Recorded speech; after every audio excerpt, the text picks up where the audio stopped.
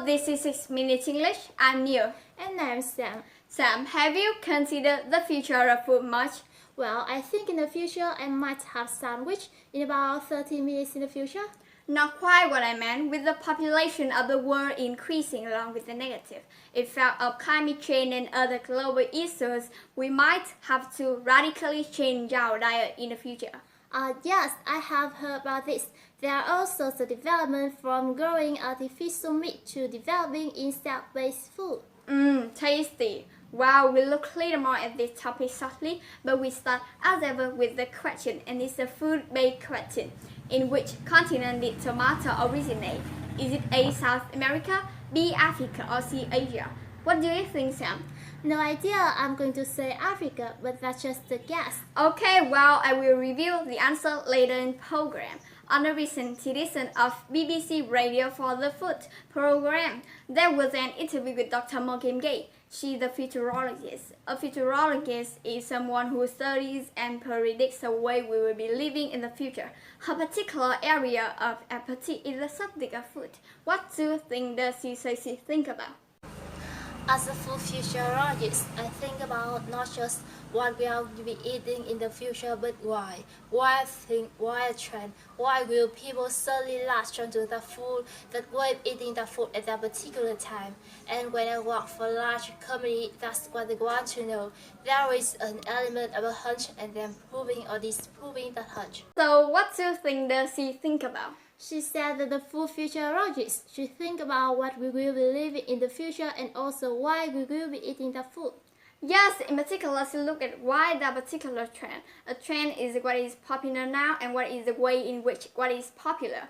For example, at the moment there is the trend for eating less red meat. She also looks at why people latch onto particular food trend.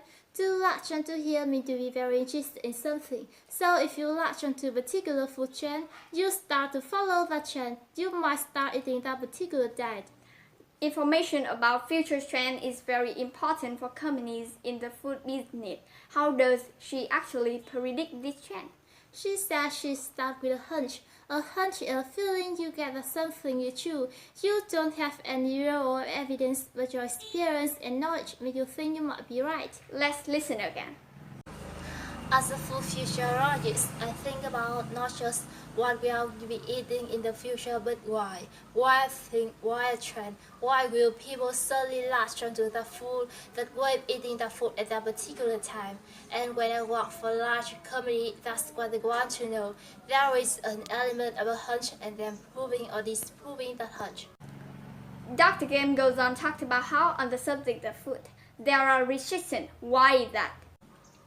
Food business cost has differentiation rising because about safety. We are interesting that the supply chain and the labeling laws are very stringent, especially in this country. So it takes a lot longer to get an idea from just a concept that's discussed around the table to an actual person, sealed, labeled, branded, tested, marketed, and put on the shelf. So why restriction? Well, it's about safety. We are interesting that, which is a way of saying we are putting it into our bodies. It's hard to be safe.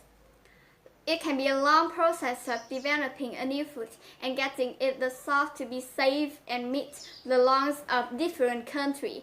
In the UK, she mentioned that the food safety are very stringent. This means that the laws are very tough, very strict. Let's hear Dr. Game again. Food business cost has differentiation rising because about safety. We are interesting that the supply chain and the labeling laws are very stringent, especially in this country. So it takes a lot longer to get an idea from just a concept that's discussed around the table to an actual person, sealed, labeled, branded, tested, marketed, and put on the shelf. Food business cost has differentiation rising because about safety. We are interesting that the supply chain and the labeling laws are very stringent, especially in this country. So it takes a lot longer to get an idea from just a concept that's discussed around the table to an actual person, sealed, labeled, branded, tested, marketed, and put on the shelf.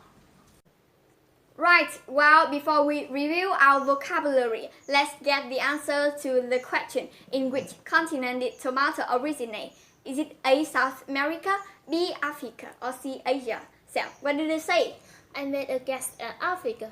Well, I'm afraid that's not right. Congratulations though to everyone who said South America. Let's recap today's words and expression. Well, okay, we start with the word physiologist. This is a noun to describe someone who studies and predicts the way we will be living in the future. Then we have trend. This word can describe what is popular now and what is the way in which what is popular. For example, we are seeing a trend for eating less red meat in some part of the world. If you latch onto something, you become interested in it and associate yourself in it. We heard that people very quickly latch onto a particular food trend. Then there was hunch. A hunch is a feeling about something you think might be true, even though you don't have any real evidence for it. Ingesting something means taking it your body, so eating or drinking it. And finally, a stringent rule is a very strict rule, a tough rule or law, which in connection is designed to make sure it is safe and of suitable quality. Okay, thank you, Sam. That's all from 6 Minutes English. Goodbye. Bye.